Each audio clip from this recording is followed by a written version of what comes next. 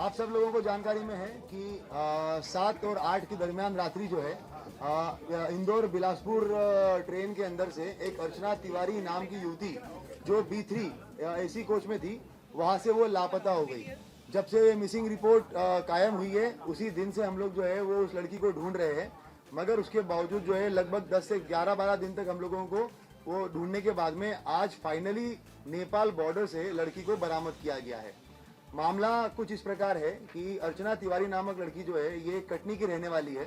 वहां से उसने अपना ग्रेजुएशन कंप्लीट किया हुआ है। वहां पर ये जो है वो स्टूडेंट छात्रा नेता छात्रा वगैरह भी रही हुई है NSUI से। उसके बाद में फिर ये 2 साल तक जो है वो जबलपुर में प्रैक्टिस करती थी एडवोकेट की। उसके बाद इंदौर में ये पिछले 1 साल से एडवोकेट की वकालत कर रही थी। इसी दरमियान जो है इसके परिवार वालों की तरफ से लगातार इसको रिश्ते वगैरह आ रहे थे, जिसमें इसको शादी नहीं करनी थी। लगभग 3 से 4-5 शादी के प्रपोजल आने के बाद में कुछ इश्यूज हुए, शादियां टूटी या उसको नहीं करना था, उसने ना बोल दिया। एक इंदौर में जो है इसकी दोस्ती हुई सारांश जोगचंद करके है, 26 साल का लड़का है, शुजालपुर का रहने वाला है। ये 1 जनवरी के आसपास में, मतलब 1 जनवरी 2025 के आसपास में उसकी जो है वो उसके साथ में मित्रता हुई है।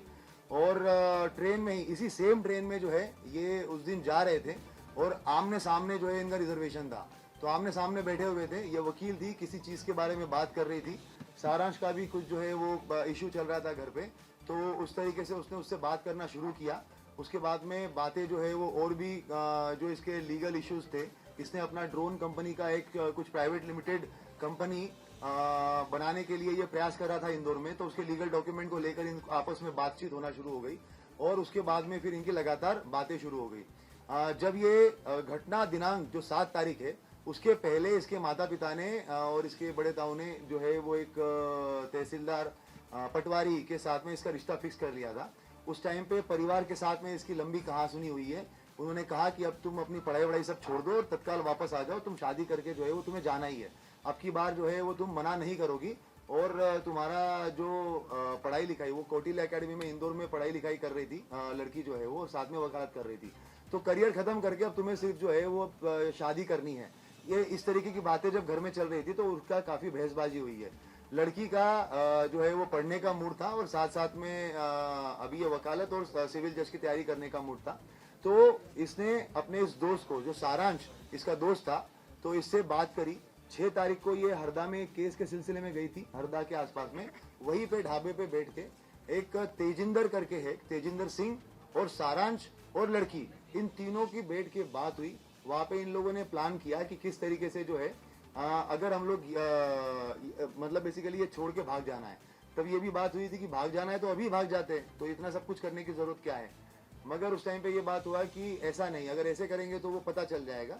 ये जो इंदौर बिलासपुर ट्रेन जा रही है, वहां पे हम बैठेंगे। चलती ट्रेन में से अगर चले जाएंगे तो बहुत सारी हो सकता है कि मिसिंग पर्सन रिपोर्ट कायम होगा। मिसिंग, क्योंकि वो खुद भी एडवोकेट थी, वो ये जानती थी कि भाई GRP में मामला कायम होगा और वहां पर बहुत ज्यादा ये मिसिंग पर्सन वगैरह जो है वो ऐसे होते रहते हैं, तो हो सकता है कि वो मामला जो है वो ऐसे ही निकल जाए और उसके बाद में हम लोग जो है वो अपनी अलग आइडेंटिटी से अपनी अगली लाइफ स्टार्ट कर, मतलब मैं अपनी अगली लाइफ स्टार्ट कर लूंगी। इस तरीके से इन लोगों ने प्लान बनाया। तेजिंदर जो है ये एक गाड़ी चलाने वाला ड्राइवर था। ये इसके संपर्क में जो है वो पिछले लगभग 3-4 महीने से आया हुआ था। तेजिंदर जो है वो सारांश के थ्रू इसके संपर्क में आया था। ये कहीं पे भी जाना जाती थी, माहेश्वर या बाकी जब जगहों पे, तो ये तेजिंदर के साथ में ही जाती थी, तो तब से इसको जानती थी। ये इटारसी रेलवे स्टेशन के पास में रहता था, तो इनकी बात हुई कि कहाँ पर CCTV कैमरे नहीं है। तो तेजिंदर ने बताया कि इटारसी रेलवे स्टेशन जो है वो मैं बहुत अच्छे से जानता हूँ, वहां पर जहाँ पे कैमरे नहीं है वहां से मैं उसको लेके चला जाऊंगा। तो ये डिसाइड हुआ कि ये इंदौर से बैठेगी। उसके बाद में फिर जब ये ट्रेन में बैठी है तो इसने सारांश को फोन किया है। कपड़े जो है वो सारांश शुजालपुर में रहने वाला है सारांश, और इंदौर में अप डाउन करता है। वहां से ये कपड़े खरीद के लेके आया उसके। ये एक अपनी XUV 700 XUV गाड़ी से जो है वो बाय रोड वहां पे इटारसी तक आया और नर्मदापुरम तक आया। नर्मदापुरम में इसको तेजिंदर मिला। तेजिंदर के साथ में इसने उसको कपड़े दिए। तेजिंदर जो है वो नर्मदापुरम में ट्रेन में बैठा हुआ है। ट्रेन में बैठने के बाद में इसने लड़की को कपड़े दिए। उसके बाद में जो सारांश है ये लड़का पहुंचा इटारसी बाय रोड। उसके बाद लड़की ने जो है वो अंदर ही अंदर कपड़े वपड़े चेंज किए ताकि उसको कोई पहचान ना सके। उसके बाद में ये A2 B3 कोच में ये थी, मगर ये A2 कोच से अलग से बाहर निकली इटारसी में। इटारसी में ऐसे बाहर निकली कि क्योंकि तेजिंदर को पूरा पता था कि कैमरे का सिस्टम कहाँ कहाँ पे है और कहाँ पे नहीं है, तो आउटर एरिया में इसने जो है वो लड़की को उतारा और वहां से उसको लेके चला गया। और बाहर जो है वो सारांश वेट कर रहा था, सारांश वेट कर रहा था, तो वहां पर उसने जो है वो लड़की को लेके जाकर सारांश को दे दिया। लड़की ने अपने मोबाइल और घड़ी जो है वो तेजिंदर को दे दी और बता दिया कि भाई इसको जो है ये आपका बागतवा और मिडघाट वाला जो एरिया है उस तरफ कहीं तो फिकवा देना, ताकि ये बात हो जाएगी। तेजिंदर से उसने ये भी बात की थी कि हम लोग 3-4 लड़कों से एक रिपोर्ट लिखवा देंगे कि भाई कोई तो लड़की उड़की जो है वो यहाँ पे गिर गई है करके ऐसा।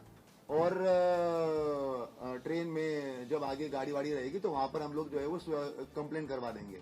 ये सारी बातें हो गई और उसके बाद में उसको मोबाइल और घड़ी वगैरह दे दिया। लड़की जो है वो सारांश के साथ में आगे चली गई। कोइंसिडेंटली सारांश तो एक व्यक्ति को भी साथ में लेके आया था, तो वो भी उसको भी हम लोगों ने राउंड अप करके उससे बयान लिए हुए, वो चश्मदीद गवाह है। उसके बाद में घटना ये हो गई कि तेजिंदर को उसी टाइम पे दिल्ली की पुलिस उठा के लेके चली गई। क्यों? कारण तेजिंदर जो है वो किसी फ्रॉड के मामले में आरोपी था। तो उसी रात, सेम रात को 1 बजे जो है वो ये घटनाक्रम होता है और अगले 1 घंटे में तेजिंदर को पुलिस उठा के लेके चली जाती है। अब जब ये पूरा मामला हमारे पास में आता है, लड़की जानबूझ के सामान पूरा के पूरा सीट पे छोड़ के गई ताकि हम लोग ये सोचे कि लड़की हो ना हो कहीं पे गिरी है, वो कहीं पे भागी नहीं है। अगर भागती तो पूरा सामान लेके जाती। ये पूरा सोच के प्लान करके जो है वो सामान वहीं पर रखा गया था। उसके बाद में जैसा कि उसने सोचा था, जब हमारे पास में मामला आया, सारा डिस्कशन हुआ, बात यही हुई कि भाई सामान जो है वो पूरा के पूरा छोड़ के चली गई है। छोड़ के गई इसका मतलब कहीं ना कहीं गिरी होगी। और मिडघाट और वो वाले एरिया का भी जानबूझ के वो मोबाइल जो है वो उसी एरिया में बंद हुआ था, तो हम लोगों ने वहां पर पूरा सर्चिंग ऑपरेशन भी चलाया, पूरे थानों में भी हम लोगों ने बात करी, वो सारी चीजें करी। मगर उसी टाइम पे एक चीज और, सारांश के साथ में जब बात हुई थी तो स्टार्टिंग में जब जनवरी में उसकी बातें हुई थी तो कॉल पे बात होती थी, मगर उसके बाद में व्हाट्सएप कॉल हुआ था। तो वो उस वजह से जो है उसके साथ में वो बातें जो है वो सीडीआर में डिटेक्ट नहीं हो पाई। हम लोगों ने आईपीडीआर निकालने के बाद में उसका नंबर जो जब वापस आया और पता चला कि इससे वापस ये बात हो रही थी और ये लड़का छूट गया पूछताछ करने के लिए, उसके बाद टीम जो है वो उस तक पहुंची है। तेजिंदर को जब हम लोगों ने ये पता किया, तेजिंदर का नंबर मिला और जब हम लोगों ने उसके बारे में डिटेल पता किया तो हम लोग काफी श्योर हो गए थे कि तेजिंदर इस मामले में लिंक है। मगर जैसे ही हमें पता चला कि ये जो है वो चोरी के मामले में दिल्ली पुलिस उठा के लेके गई है, तो हमें फिर स्टार्टिंग में लगा कि हो सकता है कि ये किसी दूसरे मामले में होगा। पर जब सारांश को उठाया गया और सारांश से जब पूछताछ हुई तो उसने बताया कि तेजिंदर, लड़की और इसने सबने मिलकर ये प्लान किया था। लड़की सारांश के साथ गई, शुजालपुर में गई है, वो गाड़ी की गाड़ी में ही रही, कहीं पे बाहर उतरी नहीं। इन लोगों ने इसका चीज का ध्यान रखा कि कहीं पे भी टोल नाका नहीं आना चाहिए, क्योंकि पुलिस जो है वो टोल नाके पे भी सीसीटीवी कैमरे देखती है और अगर गाड़ी के थ्रू आरएफआईडी से अगर पैसा कट जाता है तो उससे भी जो है वो डिटेक्ट हो सकता है। तो इन्होंने टोल नाका अवॉइड किया और ऐसे ऐसे रास्ते से गए जहाँ से टोल नाका नहीं हो। शुजालपुर गए, शुजालपुर के बाद में फिर ये ऑर्बिट मॉल के आसपास से कहीं से इन्होंने एक दूसरा मोबाइल खरीदा। और लड़की, जब तक मीडिया में इस चीज़ का काफ़ी हाइप हो गया था, तो जितना इनको एक्सपेक्टेशन था कि मामला एकदम सिंपल तरीके से निपट जाएगा, तो वो लगने लग गया कि अब तो ये नहीं होगा, तो इसको मध्य प्रदेश छोड़ के कहीं तो जाना पड़ेगा जहाँ पे अलग भाषा के लोग हैं। तो इन्होंने हैदराबाद चूज़ किया। उसके बाद ये बुरहानपुर गए, बुरहानपुर से इन लोगों ने जो है वो हैदराबाद की बस पकड़ी। हैदराबाद में जाने के बाद में ये 2 दिन 1 रात जो है वो हैदराबाद में रहे। फिर जब मामला और ज़्यादा हाइप पकड़ने लग गया तो जो सारांश है, ये ड्रोन का जो एक नया स्टार्टअप इसने डाला हुआ है और इसका जो क्लाइंट बेस है वो नेपाल में भी कुछ है। तो इन लोगों की पहले वो बात हो चुकी थी, तो इनकी बात हुई कि अब इसको जो है वो भारत छोड़ के ही हम लोग जो नेपाल की तरफ चले जाएंगे। उसके बाद फिर इन्होंने बस पकड़ी, बस पकड़ के जोधपुर से दिल्ली, दिल्ली से उसके बाद में जो है ये कुछ दिन वो काठमांडू चली गई। लड़की काठमांडू चली गई, लड़का जो है वो वापस आ गया। और लड़के ने ये भी किया कि जो इसका मोबाइल था उसको जब मेन टाइम था उस टाइम पे उसने एरोप्लेन मोड पे करके पूरा के पूरा बंद कर लिया। बाकी टाइम में मोबाइल जो है वो अपना वहीं पे रखकर और दूसरी सिम इशू करवा के पिता के नाम पे उस मोबाइल को उसने पूरा टाइम चलाया, क्योंकि जब सारांश का नाम अगर आए तो मोबाइल जो है वो इंदौर में ही दिखे और उसके ऊपर कोई शक ना जाए। और पिता की अलग से, क्योंकि नई सिम थी, वो तो कुछ कहीं पे कुछ कनेक्शन था ही नहीं उस चीज़ का, तो वो सिम जो है वो उसने अपनी अलग से इस्तेमाल करी। काठमांडू छोड़ के ये वापस आ गया। उसके बाद में 3-4 दिन तक रहा, जब पुलिस ने इसको राउंड अप किया हम लोगों ने सारांश को, और उसके बाद में जब चीज़ें निकल के आई तो उसके थ्रू नया नंबर जो था उसका, उससे बात कर और उसको वहाँ से बॉर्डर तक बुलवाया गया और बॉर्डर पे लखीमपुर खीरी पुलिस की मदद से हम लोगों ने जो है वो लड़की को बरामद किया, बरामद करके जो है वहाँ से दिल्ली, और दिल्ली से अभी सुबह सुबह फ्लाइट से यहाँ पे लेके आए हैं।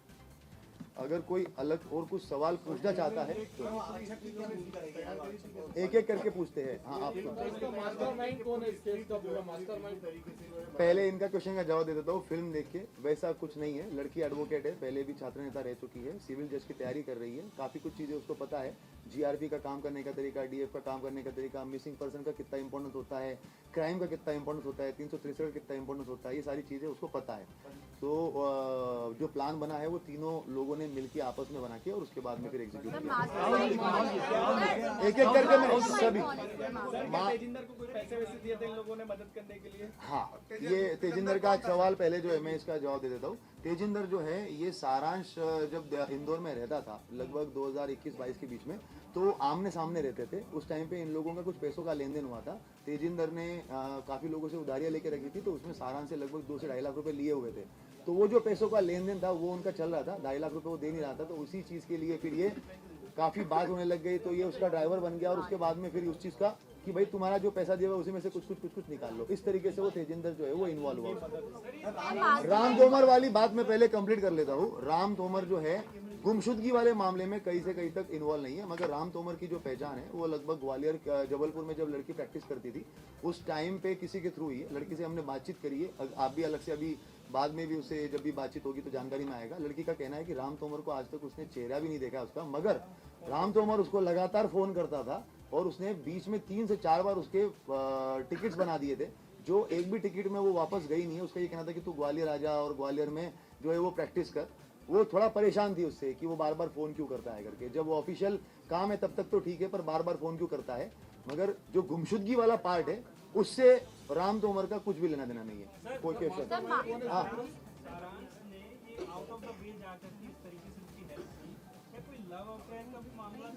लड़की डिनाई करती है, लड़की बताती है कि वो मेरा दोस्त था, बाकी तो और वो अच्छे से इस सवाल का जवाब दे पाएगी। लड़की के पास में हाँ कुछ पैसा वगैरह, लड़की क्योंकि कमाती थी, खुद ही उसके केस वेस चलते थे। उसका जो है वो हरदा में भी एक अलग से केस पे काम कर रही थी, खंडवा में भी किसी केस पे काम कर रही थी। तो लड़की खुद भी कमाती थी। उसने अपने माँ का ऑपरेशन जो किया था, तो ऑपरेशन में भी उसने खुद ने पैसे जो है वो खर्च किए हैं। तो पैसा उसके पास में था और कुछ पैसा जो है वो सारा से कुछ पेरेंट्स को हाँ, पेरेंट्स को जो है ये लगातार इनमें जो अगस्त के महीने में जब वो पटवारी का उसके पास में रिश्ता आया था उसने ना बोला था, तो उस टाइम पे काफी झगड़ा भी हुआ है। मतलब लगातार फोन पे बात भी हुई है, माँ का भी झगड़ा हुआ है। माँ ने भी कहा है कि इसके अंदर जो है वो तुम्हें इस बार शादी करनी पड़ेगी वगैरह वगैरह। जिस तरीके से हर एक फैमिली में होता है कि भाई तुम्हें शादी करनी पड़ेगी, लड़के का कहना है कि नहीं मैं तो अपना लाइफ स्कोर करिए उसका।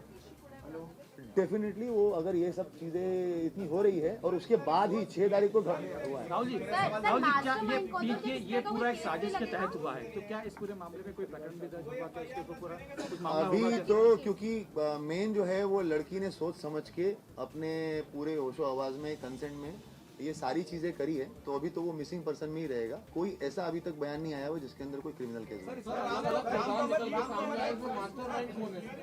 मास्टरमाइंड अगर कहेंगे तो ये तीनों लोगों ने आपस में मिलकर ये प्लान बनाया हुआ है, जिसमें मेन प्लान जो है वो लड़की का है, और बाकी जो वो उस तरीके की चीजें हैं कि कहाँ पे हमें सीसीटीवी कैमरे बाईपास करने हैं, रोड्स कहाँ पर निकल के आ जाएंगे, नेपाल में कौन मदद करेगा, वहाँ पे किसकी मदद होगी, तो ये तो बेसिकली तीनों ने मिलकर। सर लेकिन सवाल ये उठ रहा है कि 3 4 जिलों की पुलिस लगातार सर्च कर रही थी, काफी परेशान है पुलिस से भी, तो उसके बाद भी कोई अपराध नहीं बन रहा है? अभी तक तो कानूनन जो है इसमें कोई ऐसा आपराधिक सेक्शन तो अट्रैक्ट नहीं कर रहा है। इसमें जरूर जो है वो हम लोग और भी लीगल ओपिनियन भी ले लेंगे, मगर अभी तक इसमें कोई भी ऐसा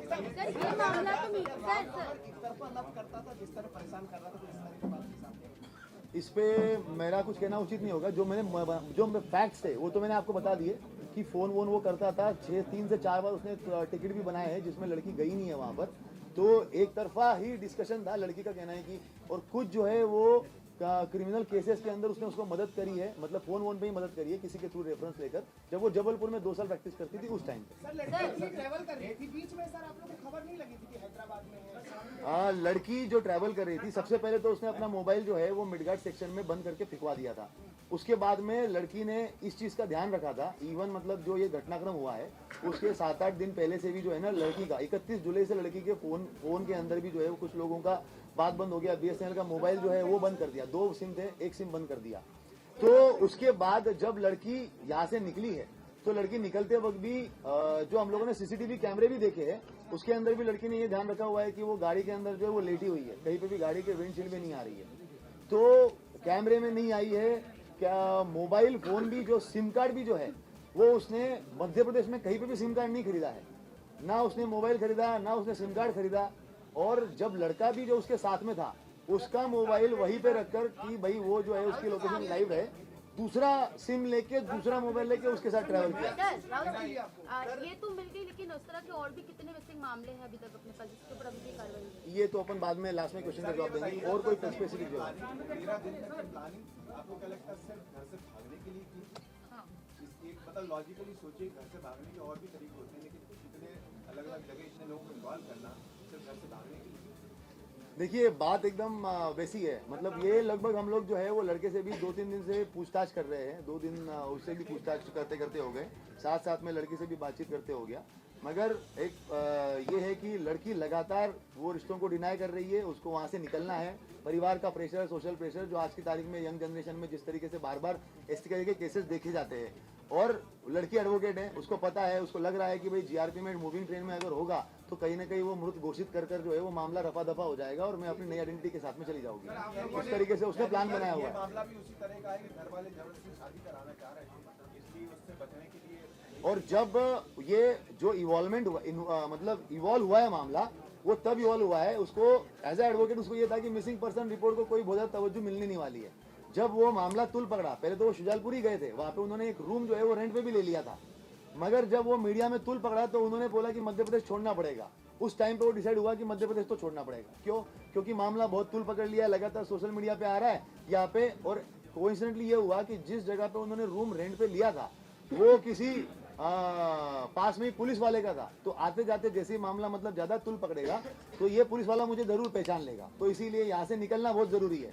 फिर ऐसे करके वो हैदराबाद निकल गई। हैदराबाद निकलने के बाद में जब मामला और ज्यादा तुल पकड़ने लग गया तो उसके बाद में फिर जो है 14 अगस्त था जिस दिन वो दिल्ली पहुंची, 15 अगस्त के दिन जो है वो काठमांडू चली गई थी, और 14 अगस्त को काठमांडू चली गई थी, और 15 अगस्त को जो है वो लड़का उसको छोड़ के वहां से वापस आ गया था।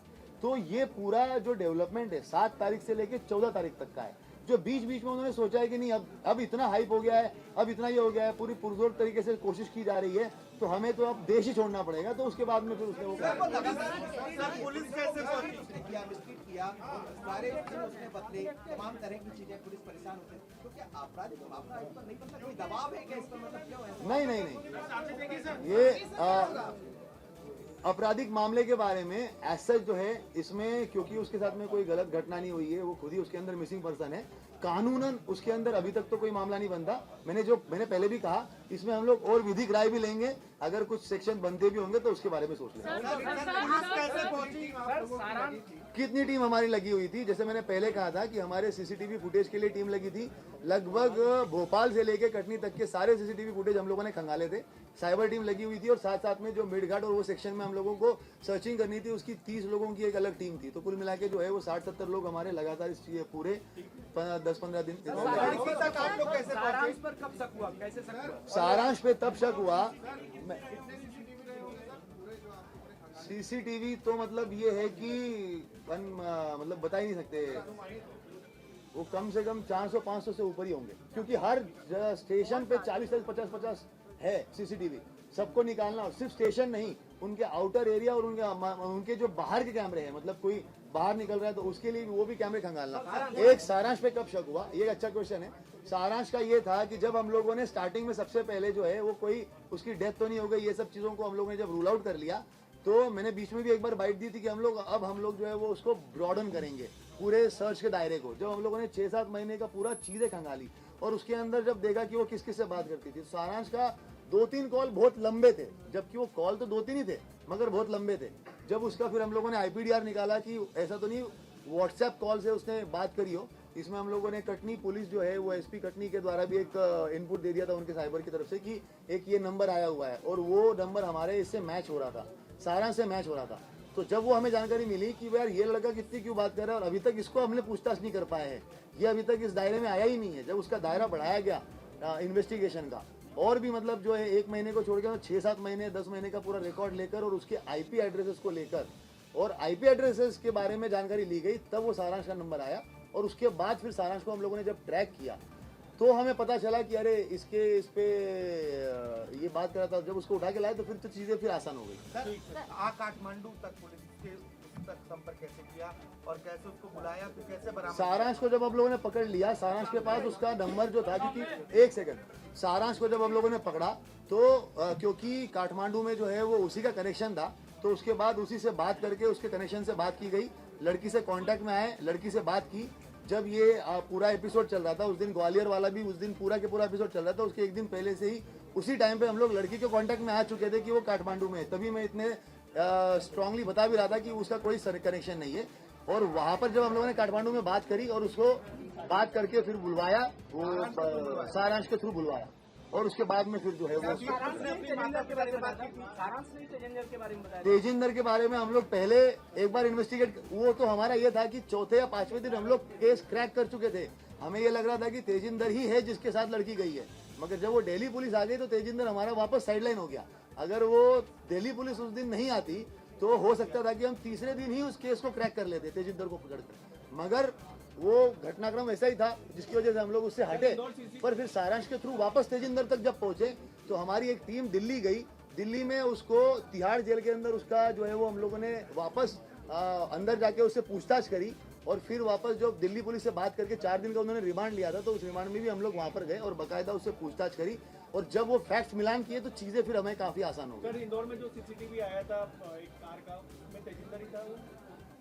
इंदौर में वो एक बार देखना पड़ेगा, एक बार देखना पड़ेगा। परिजनों से बीच में अर्चना ने, जब आप लोगों ने ट्रेस किया तो कल बातचीत की थी या परिजनों को पहले से कुछ अंदाजा? जब हम लोगों ने सारांश को पकड़ लिया था और उसके बाद उस लड़की से बात करके उसको बात करके हम लोग जो है वो बुला रहे थे, तो जब उसने मान लिया कि अब मैं आ जाऊंगी और उसने काठमांडू से धनगढ़ी करके एक जगह है वहां तक की फ्लाइट ले ली, तो उस दौरान में जब वो उसने अपने भाई से बात कर ली थी कि जब मैं आ ही रही हूँ तो अब मैं अपने परिवार वालों को भी बता देती हूँ। उसी टाइम पे वो ग्वालियर वाला इशू चल रहा था, और जब आप सब लोग बोल रहे थे कि परिवार वालों से बात हो गई है, तो वो इसीलिए हुई थी क्योंकि पुलिस तब तक उसको बुला चुकी थी, धनगढ़ी तक वो आ चुकी थी, और अब वो ये था कि अब मैं आ ही रही हूँ तो मैं अपने परिवार से बात कर लेती हूँ, तो उसने अपने परिवार से उससे बात कर लिया। हम ही ने उसको बुलाया था। जब मैं वही तो बता रहा हूँ तुमको कि काठमांडू में जब थी तो सारांश के थ्रू बात हुई है, हमारा आईओ जो है वो उससे कांटेक्ट में आया, उसको बात करवाई है। बोलो। वो बोल रही थी कि नया पहचान करना है, तो नया पहचान के लिए नए आधार कार्ड की जरूरत है, क्या आधार कार्ड बनवा लीजिए? वो एक सपना नाम का एक अलग कोई इसका आधार कार्ड रखी हुई थी, मगर जब वो काठमांडू और वो बॉर्डर क्रॉस किया है उसने, तो बाय रोड क्रॉस किया है। उसके अंदर ये है कि जब सारांश, 1 सेकंड, सारांश उसके साथ में था, तो सारांश का आईडी दिखाकर ही पूरी की पूरी गाड़ी पास हो गई, उसको आधार कार्ड दिखाने की जरूरत नहीं पड़ी। जब उसको वापस बुलाना था, एक सेकंड, जब उसको वापस बुलाना था तो हम लोगों ने वहां पर, वो एम्बेसी में गई, वहां पर भी हम लोगों ने बात करी, एम्बेसी के जो लोग थे वहां पर, और उसके बाद हम लोगों ने यहाँ से उसका वोटर आईडी जो है वो रिकवर करवाया, उससे बात करके कि उसके हॉस्टल में अलमारी में रखा हुआ है, वोटर आईडी निकाल कर उसका पीडीएफ बना के एम्बेसी में भेजा वहाँ पे, और वहाँ से उसका टिकट बनवाकर और फिर धनगढ़ी भेजकर और उसको वापस बुलवाया। सारांश ने माना है कि वो अर्चना को जो है प्यार करता था, ये सब जो है वो आप अर्चना से ही क्लियर कर लीजिए, लव प्यार वाला। बाकी अभी तो जो हमारे पास बयान है वो फ्रेंड। सपना नाम से आधार कार्ड था, क्या था, क्या उसने पहले से बनवा रखा था? उसका एक्चुअली घर का एक नाम और सपना भी है, तो उसने उसी नाम को अडॉप्ट कर लिया कि भाई मेरा नाम जो है वो सपना भी है करके। नहीं, आधार कार्ड तो उसका जो है वो इसी नाम से, अर्चना तिवारी का। घर का जो ऐसा होता है ना, हर आदमी का घर के भी एक नाम होता है, निकनेम टाइप का, निकनेम नहीं पर दूसरा नाम, तो उसका घर का एक नाम सपना भी है, तो उसने अपने आप को सपना नाम से ही जो है वो उसने अपने आप को सपना नाम से ही आगे बढ़ा दिया। Thank you very much. अभी जो है वो प्रेस कॉन्फ्रेंस बाद में उसके बयान वगैरह होने हैं, कंप्लीट कर मोस्ट प्रोबेबली 2-3 बजे तक हम लोग उसको परिवारजनों को सुपुर्द कर देंगे उसको। अभी क्या भोपाल में अर्चना? हाँ, भोपाल में ही। हाँ, प्लान बनाकर वो भागी है, लग रहा है कुछ सवाल अभी भी अनसुलझे हैं, क्योंकि मर्द कायम होगा, उसकी मौत हो चुकी है, पर सिविल जज की तैयारी वो कैसे करेंगे? तेजिंदर और सबको मिलना इकट्ठा एक बड़ी एक साजिश रची हुई। ये देखो, ये अलग अलग तरीके से देख सकते हो। आज की तारीख में इसके पहले भी 2-4 इंसिडेंट्स हो चुके हैं, मैं नाम नहीं लूंगा, मगर इस तरीके से लड़कियां भागती है।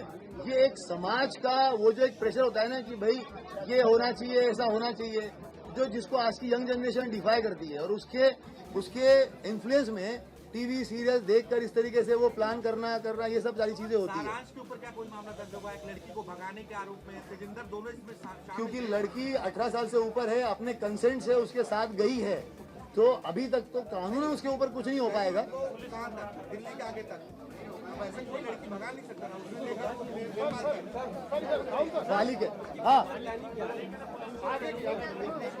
फ्यूचर प्लानिंग तो बस ये है कि उसको जो है वो एक नई लाइफ स्टार्ट करनी थी। आगे आपको वही बता दें कि उसकी फ्यूचर प्लानिंग क्या थी।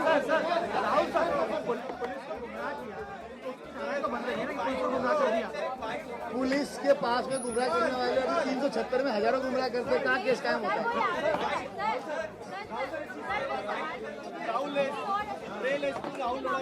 वो लास्ट में बता दूंगा तुमको।